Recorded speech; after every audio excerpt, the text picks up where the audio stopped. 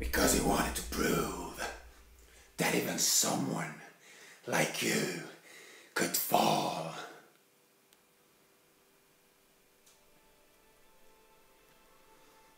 Non, en fait, voilà, des fois, il n'y a juste rien à dire. Il y a juste à s'écraser et à contempler. Alors, salut à tous, c'est Bad Dag, salut à tout le monde, salut aux abonnés et aux autres. Super content de vous retrouver, comme d'habitude. Super content de vous retrouver pour cette nouvelle vidéo. Et là, vous vous dites, attends, c'est pas le mec qui a fait la Batmobile déjà, là? Bah, si. Il n'y a pas vraiment de constance dans les vidéos. Pourquoi? Parce que c'est pas moi qui décide, tout simplement, quoi. Là, malheureusement pour le portefeuille, il y a toutes les sorties qui tombent là, à la rentrée, fin d'année, début d'année prochaine. Donc là, ça va être un petit peu caca pour le portefeuille sur les prochaines semaines, prochains mois. Mais bon, c'est pas grave. Tant pis. Voilà, on va finir le petit tour de cette tête complètement magnifique que j'en perds mon français, quoi. Voilà. Ah putain. Non mais c'est pas possible, quoi. Bon, on va essayer de se calmer et on va essayer de faire une vidéo pas trop longue si je peux et vous montrer un maximum de choses, et Dieu seul sait que ça va pas être évident. Alors voilà, donc déjà premièrement ce que je vais faire, c'est que je vais faire un dézoom pour commencer, pour vous présenter la figurine dans son ensemble, et ensuite on attaquera avec les accessoires. Alors voilà, de plein pied ce que ça donne, magnifique. Donc voilà, je vais passer une petite introduction rapide, tout ça pour vous dire que c'est une figurine que j'attends depuis des mois, tout simplement. Figurine que j'attends depuis des mois, qui arrive enfin. Et oui, de toute façon, voilà, complètement bluffé, quoi. Il n'y a pas de secret. Par rapport au prototype qui avait été présenté, attendez, on va essayer de faire un petit peu de gym et tourner la figurine. Par rapport au prototype qui avait été présenté, c'est le jour et la nuit, tout simplement. Si vous comparez avec les photos officielles de Hot Toys, ça n'a rien à voir. Ça n'a rien à voir, le visage du Batman, c'était pas du tout ça. La figurine nageait dans ses vêtements, surtout au niveau des coudes, c'est ce qui me plaisait pas du tout. Qu'est-ce qu'il y avait d'autre encore? Le visage de Bale, c'était ressemblant, mais il avait une allure un petit peu bizarre. Là, ça n'a rien à voir. Enfin bon, bref, tout quasiment a été corrigé. Et franchement, c'est que du bon, quoi. C'est que du bon. Hop, on va la remettre comme ça. Check caméra. Alors voilà. Alors après, attention. Faire une mise au point. Hop. Après, attention. La figurine n'est pas parfaite, l'ensemble n'est pas parfait, parce que pas que la figurine, il y a aussi d'autres choses, d'autres points que l'on va énumérer ensemble. C'est pas parfait. Hot Toys a encore un petit peu de boulot sur 2-3 points. 2-3 points même qui m'ont quand même vachement chagriné, mais qui n'enlèvent rien de toute façon à la beauté la beauté du produit, quoi, l'awesomeness du truc. Enfin bon, bref, j'ai pas de mots. Et ça, c'est ce qu'on va voir. Mais comme je vous ai dit en tout début de vidéo, on va déjà commencer par les accessoires. Je vais pouvoir vous montrer tout ce que la boîte comprend. Punaise, là je vous le dis, il y a du bordel. Là il y a du bordel, et là c'est vraiment chapeau Hot Toys pour fournir autant d'accessoires, c'est énorme. Parce que la figurine est intitulée The Dark Knight Rises, donc du dernier film. Mais finalement, je me demande s'il n'y a pas plus d'accessoires du Dark Knight que du dernier film. Donc voilà. Alors, je vais passer en revue tout ce qu'il y a. Juste aussi, j'ai sorti la boîte, j'ai presque failli oublier d'en parler, parce qu'elle mérite quand même qu'on s'y attarde 2 petites secondes. La boîte est ouais, magnifique, vraiment très belle. Peut-être pas magnifique, mais vraiment très belle. J'ai été assez surpris. Aussi, vous serez surpris du poids. Vous serez surpris du poids du paquet quand vous l'aurez. Alors que l'Unturbay était, mais alors vraiment, enfin super légère, ouais, celle-ci était étonnamment lourde. Alors je sais pas trop pourquoi, bon certainement le socle, pourtant il est pas si lourd, mais bon, le socle, plus la figurine, plus les têtes qui pèsent un petit peu, etc., bah, ça fait un paquet qui est assez lourd finalement. Mais pas très gros, étonnamment également. Donc voilà, donc la boîte, ce que vous avez, Rien de particulier. À l'intérieur se glisse donc le paquet où vous trouverez la figurine et puis tout le reste. Mais surtout, ce qui est sympa, c'est cette espèce de tête qui en fait est en relief. C'est un espèce de carton collé sur la boîte. La boîte en elle-même a vous voyez, un pattern différent des autres. Je trouvais ça vachement sympa. Et donc voilà, avec le logo Incar ici, qui est donc leur première, si je ne m'abuse. Et quelle réussite. Donc voilà, donc concernant les accessoires, on va commencer, on va commencer dans l'ordre. Donc vous avez en fait, vous avez donc le socle qui est là, qui est fourni avec deux trois petites choses, notamment des bouts de trucs métalliques, enfin soi-disant c'est du plastique, hein. Donc ça se met derrière comme ça pour avoir un rendu un petit peu, vous savez, comme dans The Dark Knight quand il est sur les ruines là après l'explosion, pour donner un petit peu cette idée là. Vous avez également un set de masques, donc vous avez celui de Bane juste ici, voilà, juste ici. Donc les masques peuvent se retirer, hein, donc vous les positionnez vraiment comme vous voulez sur la base. Vous avez également celui du Joker, qui est plutôt réussi. Et vous avez également celui de l'épouvantail, qui est un petit peu dégueulasse. Voilà. En fait, je me doutais bien, quand j'ai regardé sur les photos là, des premiers collectionneurs, il me semblait bien que c'était du plastique et non pas de la toile. Et en fait, c'est bien du plastique. Et c'est franchement pas terrible. En plus, il est vraiment assez gros, quoi, vous voyez, par rapport à ma main. Pourtant, j'ai des grandes mains et c'est vraiment un truc vraiment gros, pas super esthétique. Et j'aurais préféré qu'ils mettent un petit truc en toile plutôt que ce truc un peu immonde, quoi. Surtout que sur le socle, ça fait vraiment. Enfin, je sais pas. Ça prend beaucoup de place, ça fait pas spécialement terrible. Bon, bref. Qu'est-ce que vous avez également? Vous avez, tant que c'est là, des petits packs de remplacement. Comme d'habitude, hein, ils le font sur le 1.6, il n'y avait pas de raison qu'ils changent sur le 1 quart.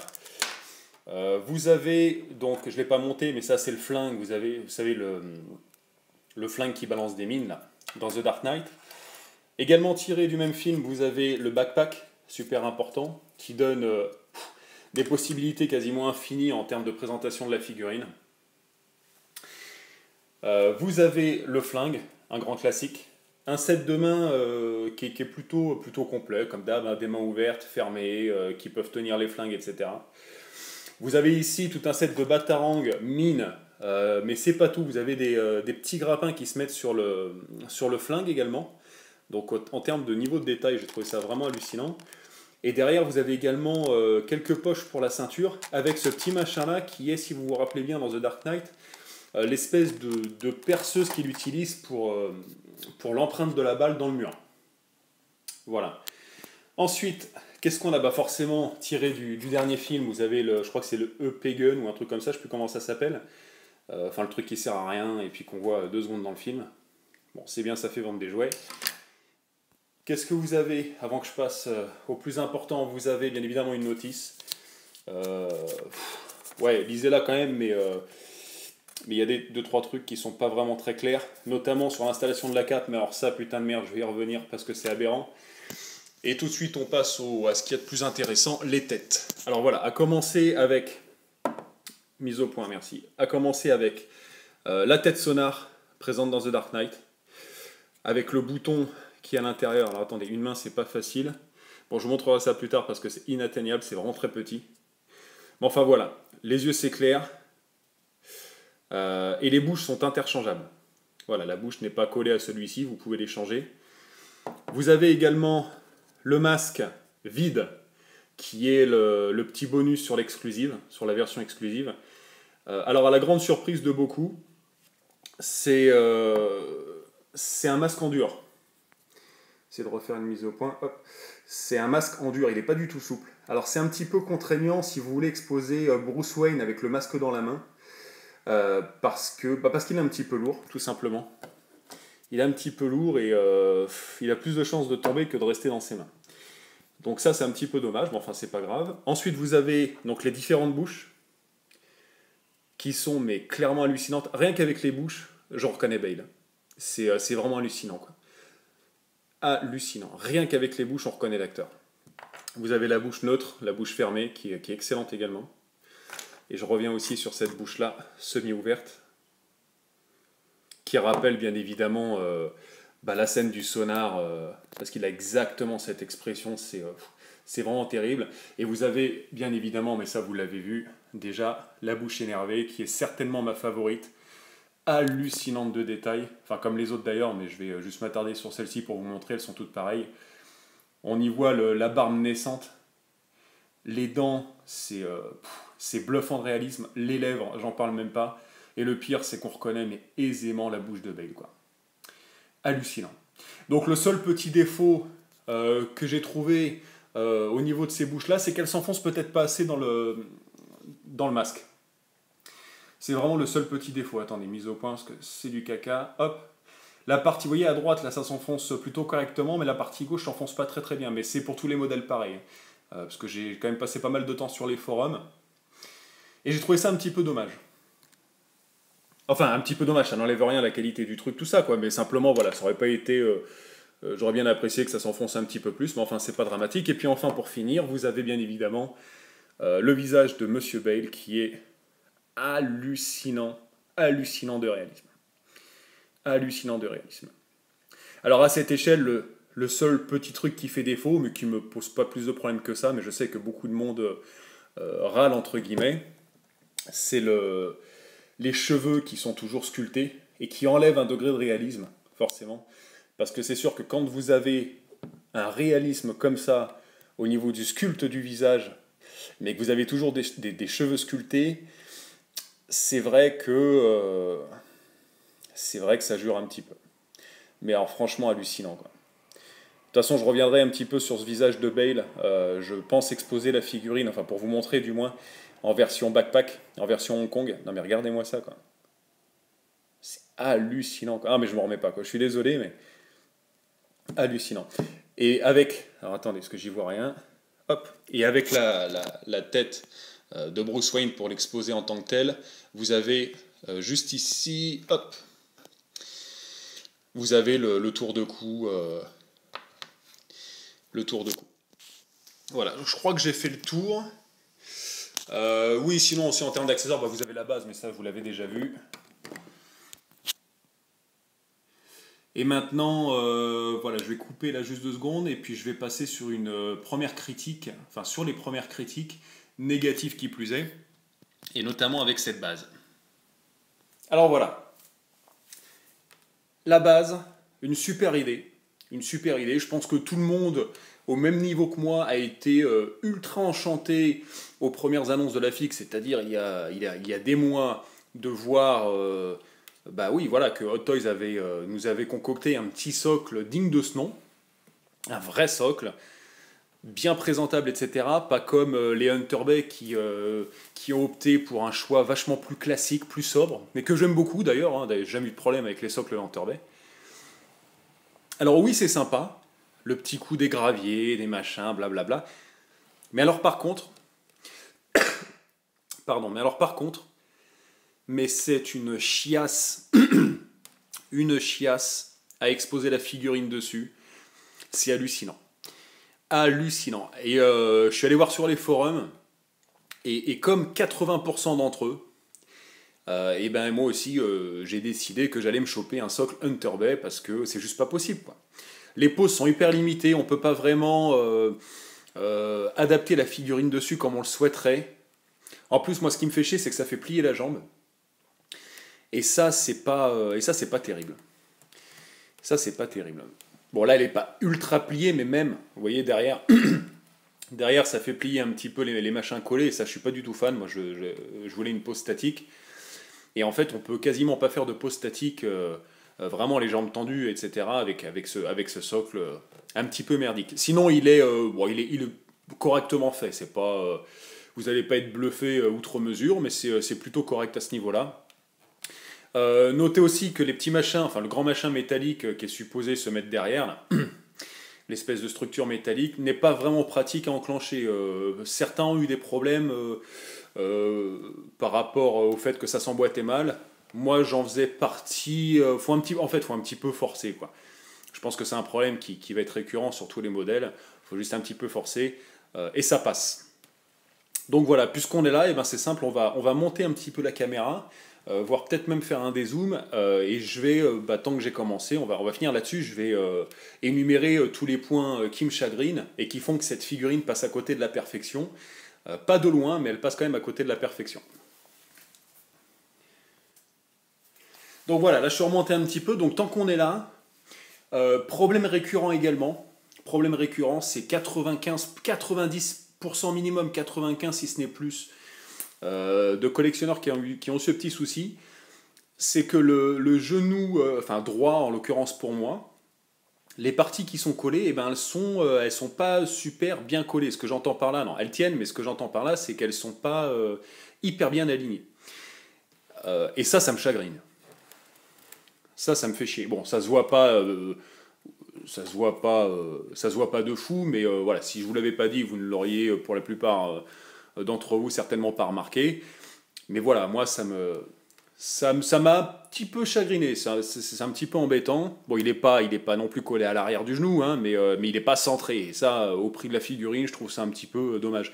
Donc ce qui doit se passer, c'est qu'à mon avis, il colle tous les éléments sur une tenue qui n'a pas encore été adaptée sur le body, qui n'a pas encore été mise sur le body.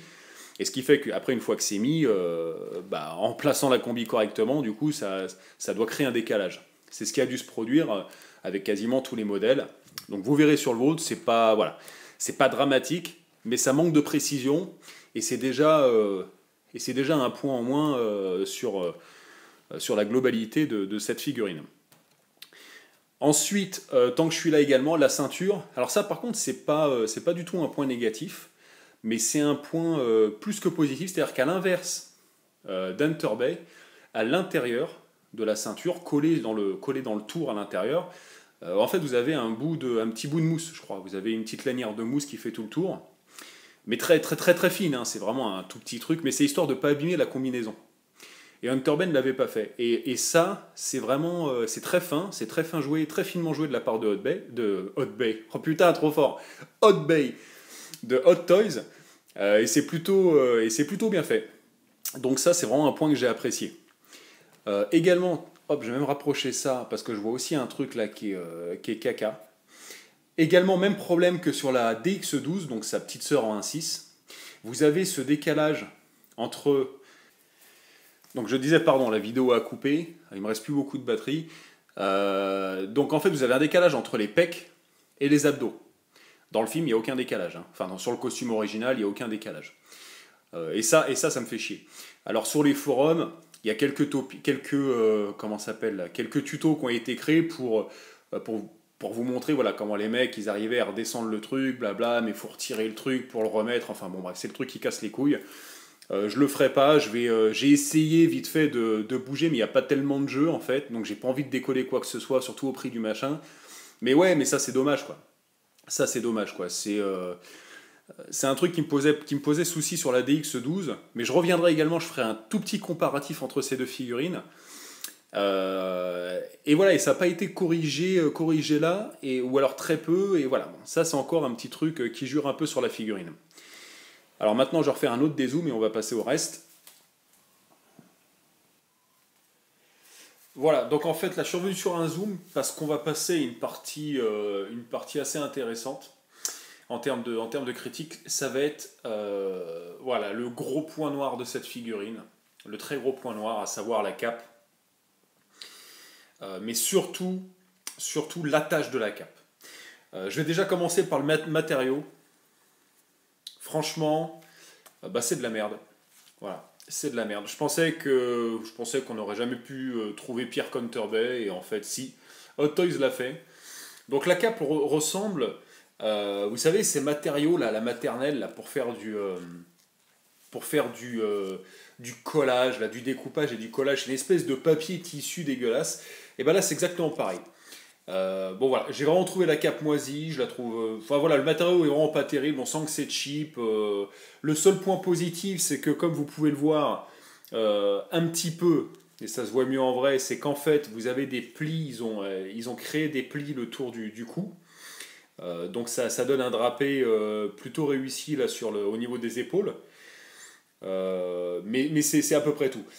Euh, et voilà, et donc en fait, les trucs là pour rentrer à l'intérieur, vous avez des gros bouts de plastique en fait qui sont cousus à chaque coin et vous demandent de rentrer ça dans les petits trous de chaque côté. Donc c'est le même problème finalement que la DX12, c'est que c'est une vraie merde et qu'on peut juste pas le mettre dedans.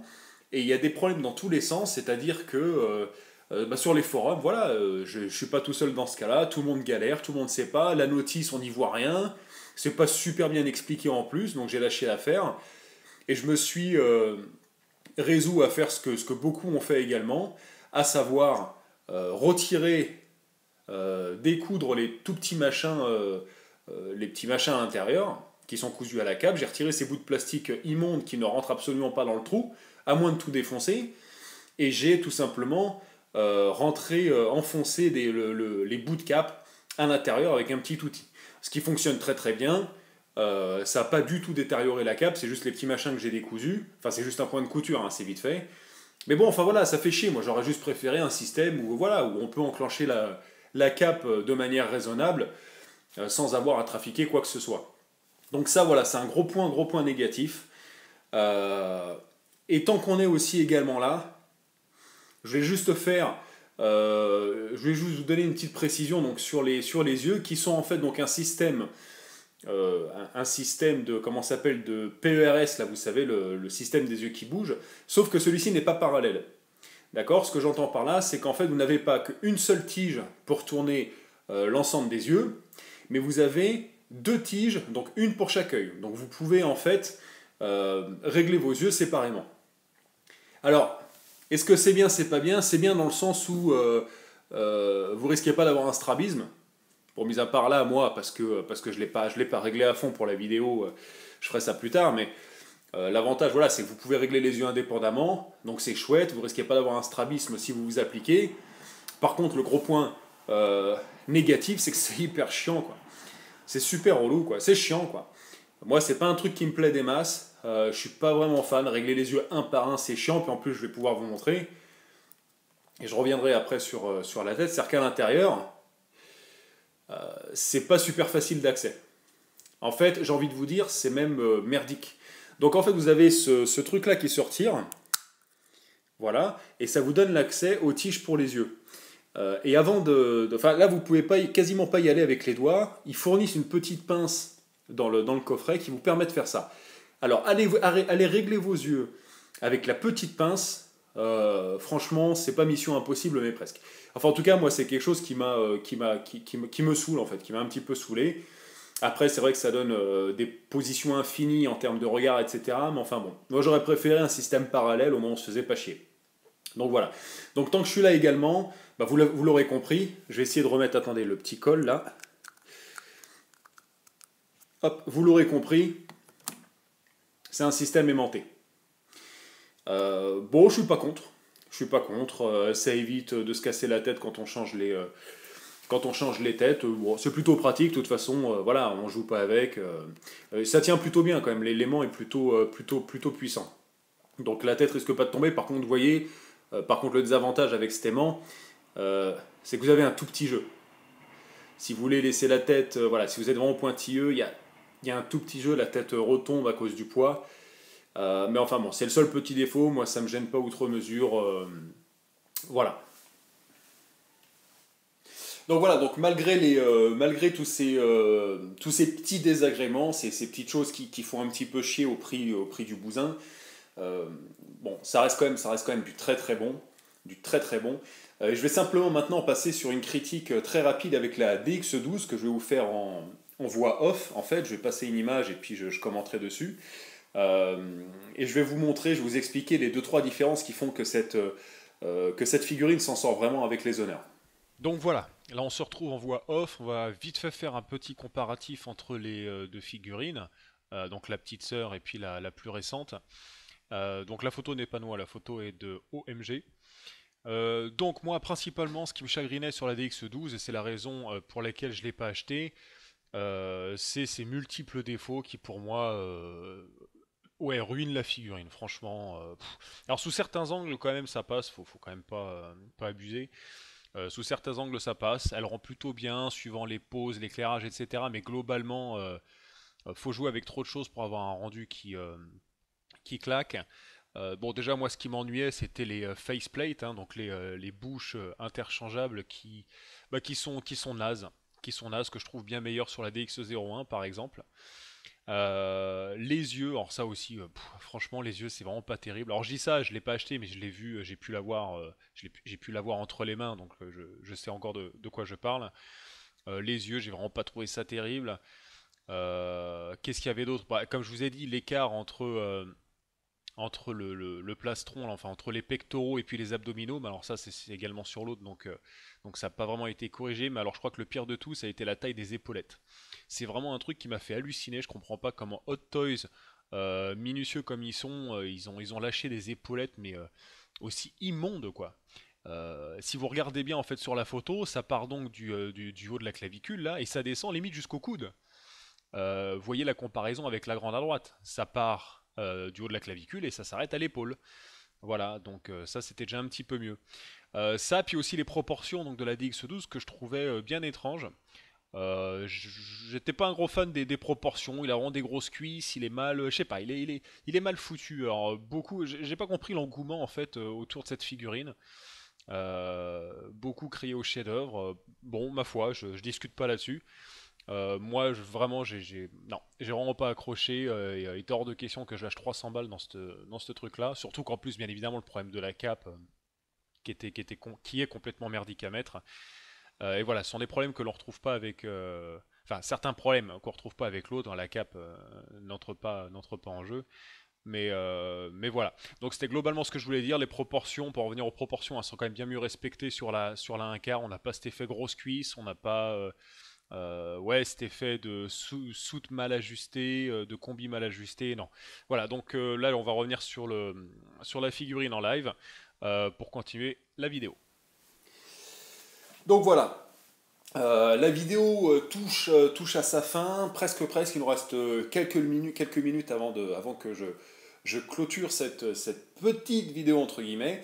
Mais je tenais vraiment à vous faire, pas un comparatif, mais voilà, simplement vous montrer, vous exposer l'Hunter Bay à côté pour que vous puissiez vraiment vous rendre compte de tout ce que vous avez envie de vous rendre compte, à savoir la taille, peut-être le niveau de détail. Je vais essayer de me rapprocher tout à l'heure pour vous montrer, mais enfin je ne suis pas là pour comparer les modèles. Parce que franchement, il n'y a rien à comparer, quoi. Ceux qui hésitent entre prendre l'une ou prendre l'autre, enfin je veux dire, euh, non, enfin n'hésitez pas pour ça. Je veux dire, il n'y a rien à comparer, c'est deux modèles complètement différents, avec deux costumes complètement différents. Je vois pas ce qu'on pourrait comparer, quoi. On peut pas comparer le niveau de détail, parce que forcément la Hot Toys a largement plus de détails, mais ça c'est pas de la faute à Hunter Bay, c'est simplement que dans le film, et même dans le film, je veux dire, vous avez le costume du Dark Knight, il a été conçu dans une optique de détail, de combinaison ultra sophistiquée, tandis que la combinaison du Begins, elle est simple comme ça dans le film, donc c'est même pas un problème de chez Hunter Bay, de finition quoi, c'est simplement que ça a été fait comme ça. Donc il n'y a vraiment rien à comparer là-dessus. En revanche, vous pourrez effectivement peut-être vous rendre compte, mais alors c'est vraiment au poil de cul, surtout que celle-ci est un petit peu pliée, mais qu'elle est peut-être un petit peu plus petite. Alors ça dérange beaucoup de gens, moi ça me dérange pas perso. Mais enfin voilà, elle est peut-être un petit peu plus petite. Concernant après le degré de réalisme, il n'y a rien à dire là-dessus. De toute façon, je vous dis, il n'y a aucun choix à faire entre les deux. C'est une pure question de design parce que les deux sont vraiment au top. Moi, la Begins, de toute façon, ça restera le top de chez top parce que je suis vraiment trop fan de ce costume. Enfin voilà. Et puis la fig, pour moi, est vraiment mythique. Après, bien évidemment, je préfère la Hot Toys dans les détails, etc. Elle est plus, comment vous dire, elle attaque plus les yeux, si vous voulez, quoi. Vous voyez, on la regarde plus forcément, on s'arrête plus sur celle-ci parce que le niveau de détail est clairement hallucinant. Mais maintenant, voilà, l'Hunter Bay, pour moi, elle reste vraiment géniale. Seul petit truc, seul petit comparatif, mais pour ça, je vais rapprocher la caméra. Alors, essayer de faire comme ça. C'est juste, petit zoom, petite mise au point, c'est juste au niveau des yeux. Les yeux de la Hunter Bay sont peints, et puis les yeux de la Hot Toys, forcément, c'est le système où on peut faire tourner les yeux, et en fait, c'est une espèce de... comment on pourrait dire ça? Enfin, vous voyez, c'est un matériau à part. Vous voyez, ce sont des yeux qui sont indépendants, donc ça donne pas du tout le même effet. Je suis quand même plus fan des yeux d'Hunter Bay, parce que ça donne le côté glossy des yeux, vous voyez, le côté un petit peu humide des yeux que le Hunter Bay n'a pas forcément. Mais sinon, c'est vraiment à peu près tout. Enfin, voilà, je voulais juste que vous puissiez vous rendre compte de la taille surtout, puisque beaucoup voulaient un comparatif. Mais voilà, moi je vais m'arrêter là en termes de comparaison. Et donc là, tout de suite, ce qui va se passer, c'est que je vais finir la vidéo en changeant comment dire, en vous mettant la tête de Bruce Wayne dessus, je vais mettre le backpack, et je conclurai la vidéo là-dessus. Donc voilà. Le fameux hallucinant. Pas grand chose à dire, là je voulais juste regarder, c'est ahurissant de réalisme. Vraiment, je manque de mots, quoi. C'est ahurissant, quoi. Il n'y a pas d'autre mot, quoi. C'est mortel. Mais vous voyez, bon là c'est voilà, le socle là, est clairement pris en défaut parce qu'on aimerait bien l'exposer, si on a envie de l'exposer comme ça, ce serait vraiment avec une pose neutre, bien droit, là, comme sur le haut de l'immeuble, et le problème c'est qu'on peut pas, quoi. Puis en plus le socle ne correspondrait pas. Donc c'est pour ça que je pense que ça va être important que je me chope un autre socle. Mais c'est clairement hallucinant, quoi. Le réalisme. Bon, là je vais vous faire une dernière petite caméra embarquée, histoire de vous en mettre plein les yeux, et de vous convaincre ou pas d'acheter la figurine. Ouais, c'est vraiment pour le plaisir des yeux, hein. Attendez, est-ce que c'est pas évident? Hop. Il y a même sa petite pustule mécréante là, le long du pif là. C'est ouais, c'est super bien fait. Puis vous avez ici là, sa veine aussi qu'on voit bien dans les films. Putain, ça claque. Ah non, mais là je suis bluffé, hein, je suis bluffé. Il y a pas beaucoup de, je veux dire, il y a pas beaucoup de figurines qui me bluffent parce que je suis pointilleux. Et puis qu'on crie voilà, au réalisme, on est vraiment à la recherche de ce réalisme. Et il n'y a pas beaucoup de figurines qui arrivent à ce niveau-là. Les statues, tout ça c'est différent, il y a une présence, on cherche la présence, pas forcément le réalisme, parce qu'il n'est pas encore atteint, enfin du moins sur 80-90% des produits. Mais alors sur ce truc-là, sur cette figurine-là, mais c'est hallucinant, quoi. Non, franchement, il n'y a rien à dire. Hop. On va finir le tour rapidement. Ouais, mais c'est hallucinant, quoi. On lui a coupé la tête et puis on l'a miniaturisé et ça finit dans le paquet, quoi. Bon, le coup est mal mis, hein, j'ai fait ça à l'arrache, mais tout se met correctement, hein. Tout se met bien. Là, c'était juste pour vous montrer. Aussi, tant que je suis là, attendez, je vais essayer de vous montrer la tête sonar. Parce que je vous avais dit que j'y reviendrai. Alors attendez, bougez pas. Voilà, hop, retour à la normale. Donc, je vous montre la tête sonar éclairée. Bon, c'est super bien fait. Le seul truc, c'est que l'éclairage est ultra puissant. Enfin, du coup, vu que l'ouverture des yeux par rapport à la DX01, vu que l'ouverture des yeux est bien plus importante, bah forcément, ça éclaire bien plus. Mais je trouve que c'est trop, parce que quand on est bien devant, vous voyez ce que ça fait? Ghostbuster! Non, ça fait... ouh, je sais pas. Non, mais c'est super bien fait, là, je déconne un peu, mais voilà, non, juste l'éclairage est un petit peu trop puissant, sinon c'est nickel. Et donc voilà, donc on arrive à la fin de la vidéo, et donc ça va être l'heure du jugement. Voilà, une figurine que j'ai attendue pendant des mois et des mois, qui est préco depuis des mois et des mois, et voilà, et enfin, je vais pouvoir émettre un avis, je suis tellement content de l'avoir. Donc pour moi clairement ça va être un 9 sur 10. Alors après tous les défauts que j'ai cités, c'est vrai qu'on devrait être plus proche d'un 8 que d'un 9, je suis d'accord, mais vous voyez cette figurine c'est un peu comme cet enfant qui a fait trop de bêtises mais qui est tellement mignon Vous voyez qu'on ne peut pas le disputer. C'est exactement ce principe-là.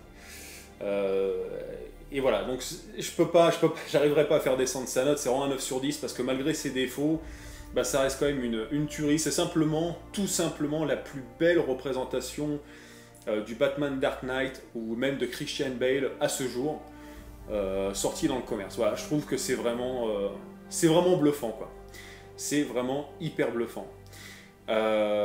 Aussi, en parlant de Bale, je m'aperçois que j'ai simplement zappé de vous faire un comparatif avec la tête, le sculpte de Bruce Wayne, mais de la version Hunter Bale. J'aurais bien voulu le faire, donc peut-être que je rajouterai des photos à la fin, je sais pas encore. Mais tout ça pour dire que de toute façon il n'y a pas photo. À côté, celui d'Hunter Bale, il fait juste pitié. Voilà. On reconnaît Bale, mais ça fait juste pitié, quoi. Donc pas de souci à ce niveau-là. Donc voilà, bon bah écoutez, je pense avec tout ce temps qu'on a passé ensemble, je pense que j'ai fait plus que le tour. Je vais essayer de compresser tout ça dans la vidéo, mais si je continue de parler, je risque pas de réduire le temps. Donc voilà, donc écoutez, j'espère que ça vous a plu. À bientôt pour une prochaine review, une prochaine présentation de Prodder, je sais pas quand. L'avenir me le dira. Dans tous les cas, passez une bonne journée, portez-vous bien et je vous dis à la prochaine. Ciao ciao.